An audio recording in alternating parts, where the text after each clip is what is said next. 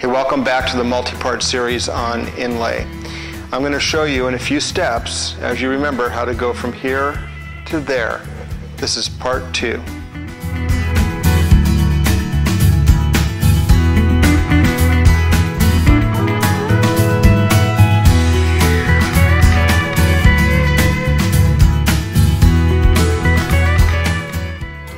We're going to start off by making this packet.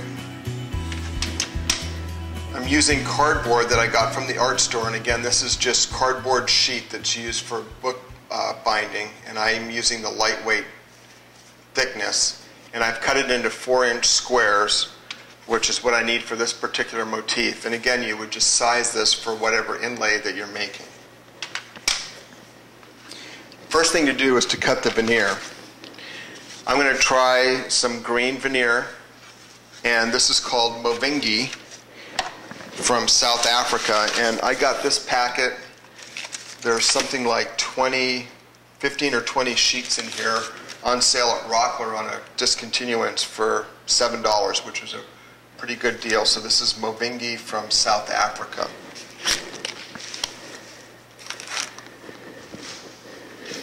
Now there are a number of ways that you can cut the veneer. We want to get some 4-inch squares out of this veneer. One of the traditional methods is to use a straight edge.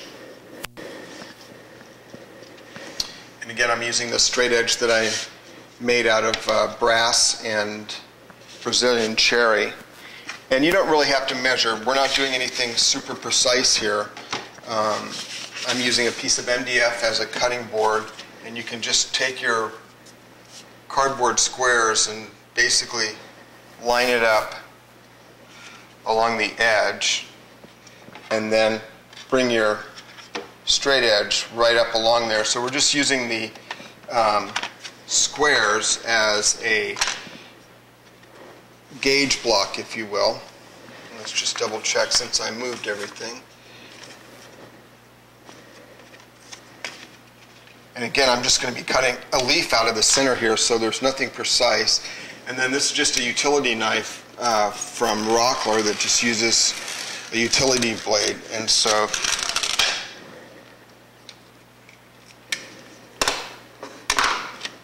that gives us our 4-inch square.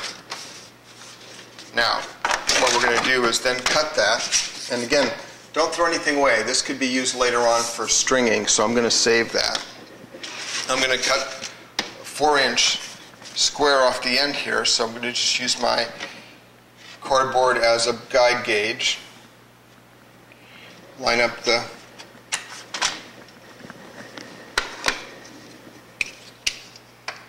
straight edge and just cross score. And there I've got my 4-inch piece of veneer. Now another way to do this is to use just any straight edge you have. I also have this paper cutter that I use quite a bit, and I'll demonstrate that you can do the same thing with this paper cutter. So I'm going to cut a 4-inch square off this Movingi, and I can just line up the paper cutter, hold it still, and I'm going to score it a couple of times. And I've got a little split down here.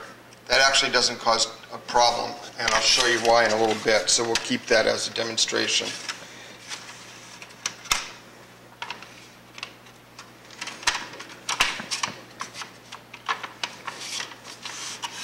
This is a little awkward to do as I'm doing it underneath the camera in between the tripod legs, so bear with me here.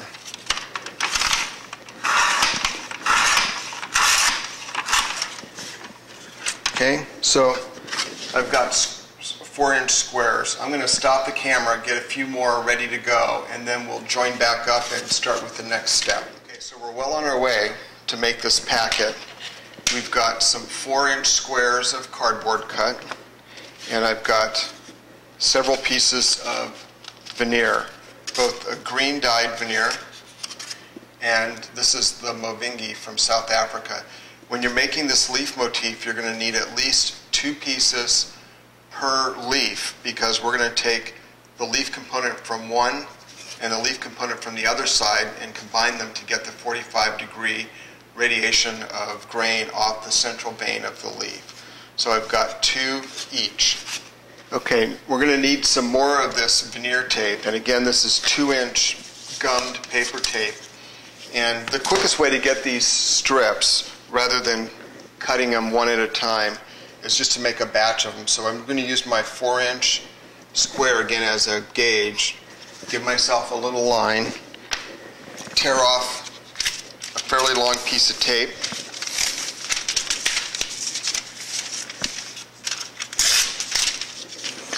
one little trick that I can tell you that I do is I keep my veneer tapes, when I'm not using them, in a plastic bag, and that just helps keep them out of moisture. Alright.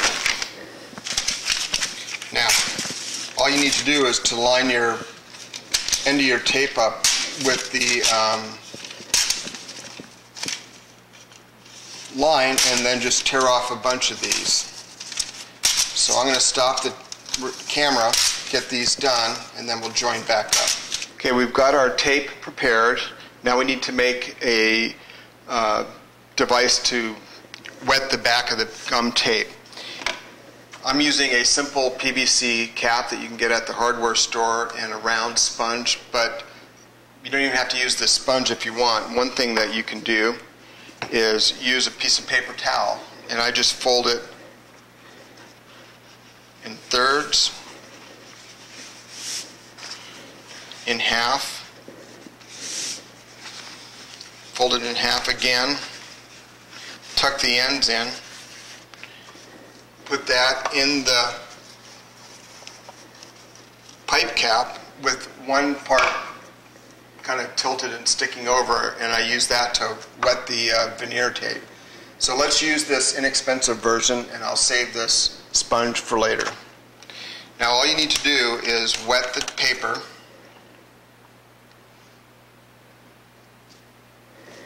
and we're ready to go.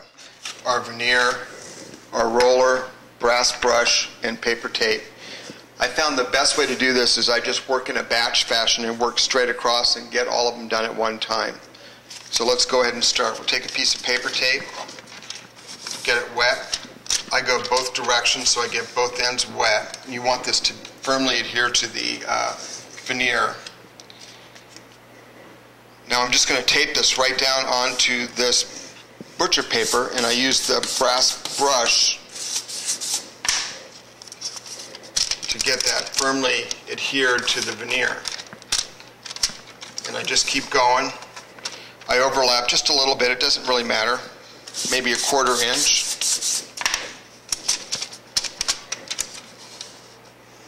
Pretty simple. The only trouble I'm having is I'm working in between the camera tripod legs, so it makes it a little bit difficult. And then the last thing I do